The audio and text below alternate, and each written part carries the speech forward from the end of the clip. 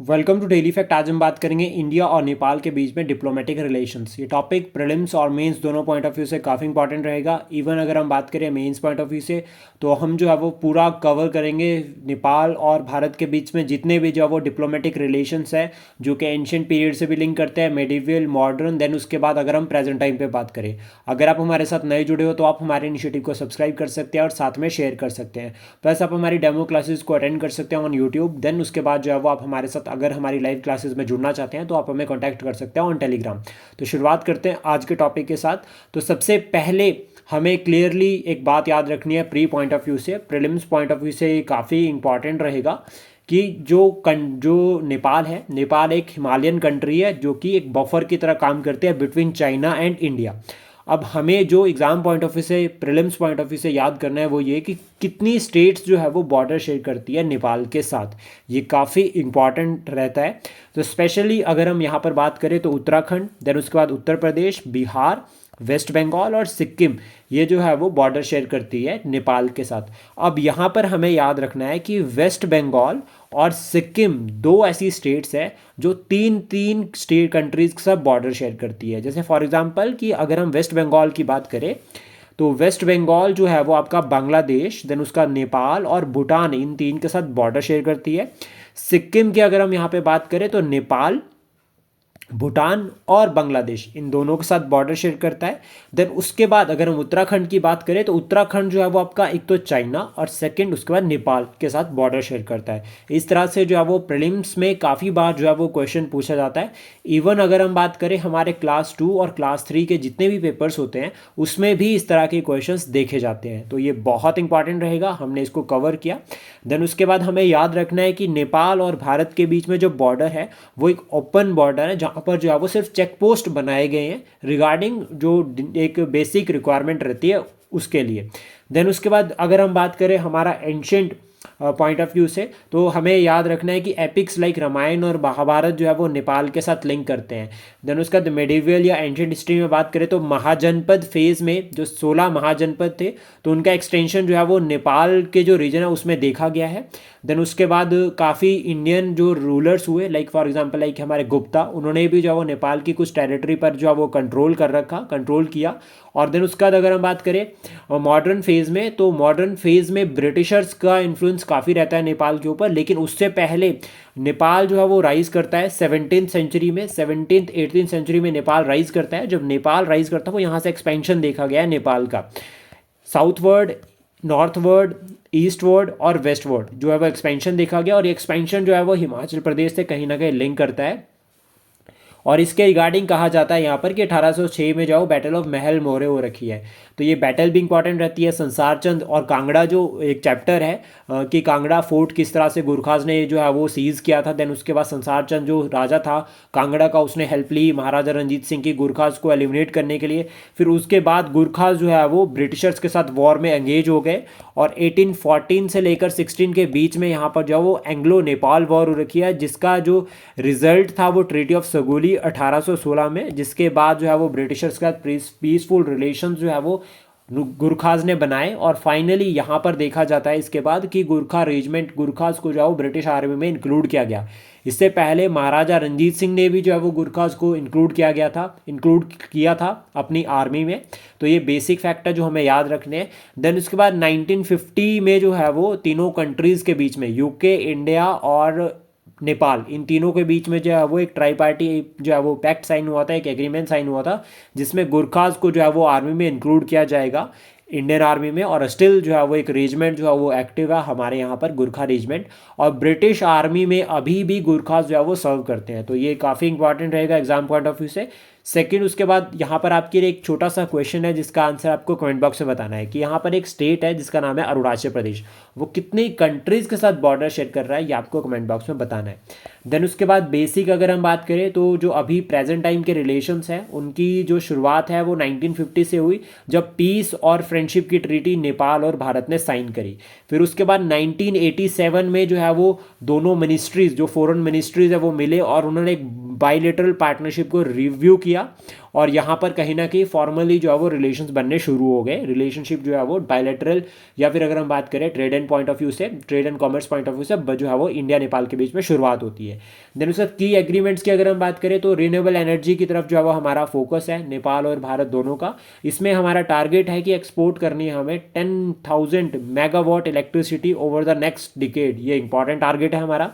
Then उसके बाद space point of view से अगर हम बात करें तो इसरो, सॉरी नॉट ISRO, जो है वो नेपाल की सैटेलाइट्स को लॉन्च करता है। ये हमारी सॉफ्ट पॉलिसी का पार्ट है भारत की, और इसमें not only Nepal but other जो आसियान नेशंस है या साउथ ईस्ट एशियंस है उनकी सैटेलाइट्स जो है वो भारत लॉन्च करता है। और रिसेंटली PSLV C-59 से भारत ने प्रोबा थर्ड, ये यूरोपियन स्पेस एजेंसी का मिशन है सन के आउटर लेयर को स्टडी करने के लिए कोरोना को, तो इसको जो है वो भारत ने लॉन्च किया PSLV C-59 से।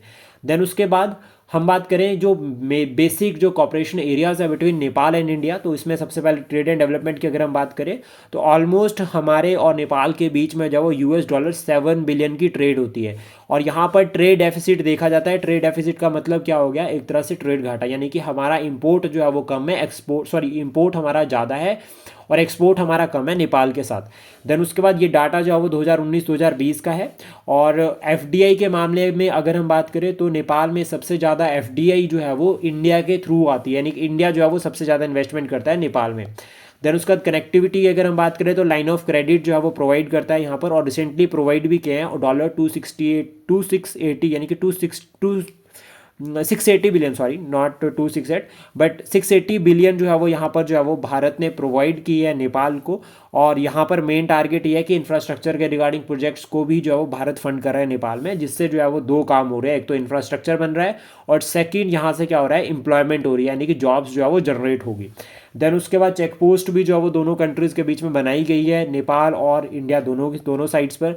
देन भारत और नेपाल जो है वो क्लाइमेट चेंज के रिगार्डिंग भी जो है वो काफ़ी फोकस कर रहे हैं, और इसमें जो है वो कार्बन एमिशन को जो है वो टारगेट किया गया है, कार्बन एमिशन को एड्रेस करना है। प्लस नेपाल का एक टारगेट है जिसमें मलेरिया फ्री की बात की जा रही है, और मलेरिया फ्री का जो टारगेट है नेपाल का वो 2025 तक का है। और भारत का जो ये टारगेट है, यानी कि इंडिया लेवल पर अगर हम बात करें कि भारत का जो टारगेट है वो है 2030 का जो है वो भारत का टारगेट है। तो इसको लर्न किया जा सकता है, ये काफ़ी इंपॉर्टेंट रहेगा, बिल्कुल बेसिक है। देन उसका हम बात करें पॉलिटी और सिक्योरिटी के पॉइंट ऑफ व्यू से, तो यहाँ पर डिफेंस में हम देखते हैं कि भारत और नेपाल के बीच में जो है वो, एक तो हमारे जो सोल्जर्स है गुरखा रेजिमेंट वो इंडियन आर्मी में है। देन उसके बाद हमारे जो आर्मी चीफ है उनको भी जो है वो हायर ऑनर जो है वो नेपाल में दिया जाता है। प्लस एक एक्सरसाइज होती है सूर्य किरण, जो मिलिट्री एक्सरसाइज है between India and Nepal. Then उसके बाद हमारा मल्टीलेटरल कॉपरेशन भी रहता है, जिसमें BBIN की बात करें, यानी कि भूटान, बांग्लादेश, इंडिया और नेपाल, ये एक इम्पॉर्टेंट रीजनल छोटा सा इंस्टीट्यूट है या इंस्टीट्यूशन है जिसमें जो है वो चारों कंट्रीज़ मिलती है। देन उसका BIMSTEC Bay of Bengal initiative for multi sectoral technical and economic operation, इसमें भी दोनों मेंबर्स है। सार्क के भी मेंबर्स है। और नॉन अलाइन मूवमेंट की अगर हम बात करें तो 1960s में जो है वो नॉन अलाइन मूवमेंट आई थी, जब कोल्ड वॉर लग रखी थी। उस टाइम पे एक जो यहाँ पर डिसाइड किया था भारत और अदर कंट्रीज़ ने कि हम जो है वो न्यूट्रल रहेंगे, हम ना तो US को सपोर्ट करेंगे और ना तो रशिया को सपोर्ट करेंगे।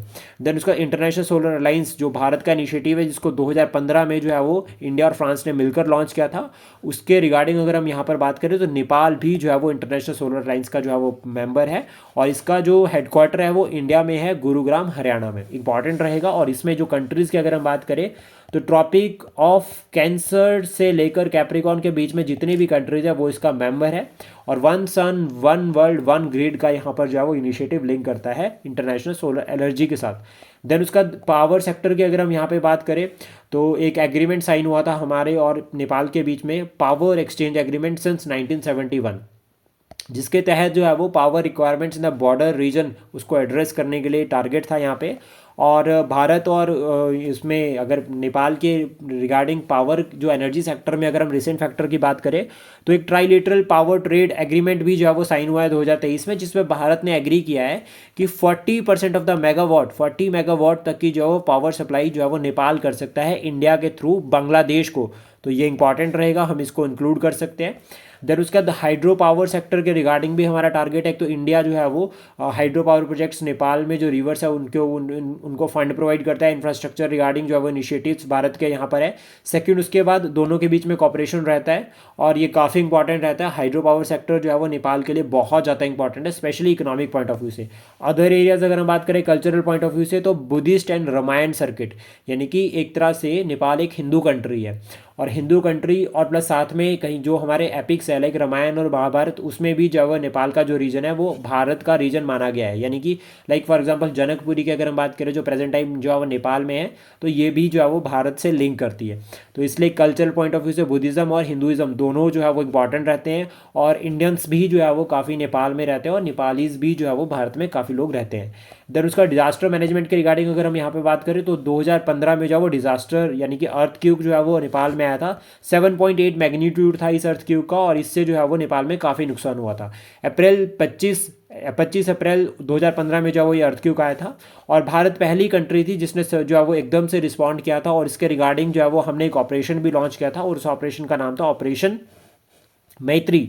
ये याद रखना है, ये बहुत ज़्यादा इंपॉर्टेंट रहता है। ऑपरेशन मैत्री जो है वो लॉन्च किया था भारत ने और इसमें भारत ने जो है वो अप्रॉक्सीमेटली ये कहा जाता है कि ऑलमोस्ट असिस्टेंट जो प्रोवाइड की थी ड्यूरिंग द वॉर वो 67 बिलियन थी, 67 million, sorry not billion, 67 million थी।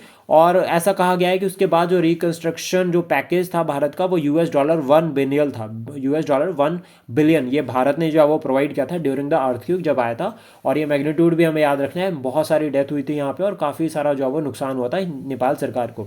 देन उसके बाद मेजर अगर हम बात करें इश्यूज जो रहते हैं तो सबसे पहला तो बॉर्डर डिस्प्यूट रहता है जो नेपाल ने अभी न्यू पॉलिटिकल मैप बनाया, तो उसके रिगार्डिंग कालापानी और लिपुलेख दोनों न्यूज़ में आ गए थे और इसके रिगार्डिंग क्वेश्चन एग्जाम में बन रखा है कि कालापानी और लिपुलेख किसके बीच में जो है वो डिस्प्यूट है।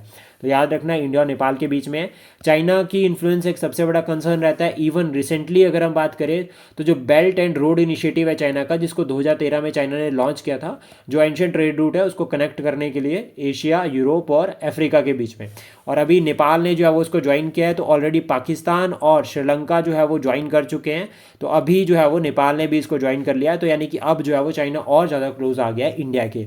देन उसके बाद ट्रस्ट इश्यूज भी यहाँ पर रहते हैं और सिक्योरिटी इश्यूज भी बहुत दोनों कंट्रीज़ के बीच में। कहीं ना कहीं इंडियन करेंसी को लेकर इलीगल एक्टिविटीज़ भी यहाँ पर देखी गई है, प्लस साथ में जो इंसर्जेंट एक्टिविटीज़ है लाइक ड्रग्स की अगर हम बात करें या फिर मिलिटेंट, तो वो नेपाल के थ्रू भी जो है वो भारत में पहुंच जाते हैं। तो ये सबसे बड़ा इशू रहता है। उसके बाद गुरखाज इशू पे अगर हम बात करें तो जो अग्निवीर स्कीम सरकार ने लॉन्च करी उसके रिगार्डिंग कंसर्न रेज होता है कि अभी 4 साल के लिए ही जो है वो सोल्जर्स रहेंगे आर्मी में, तो ये एक इंपॉर्टेंट पॉइंट रहता है with respect to the Gurkha army.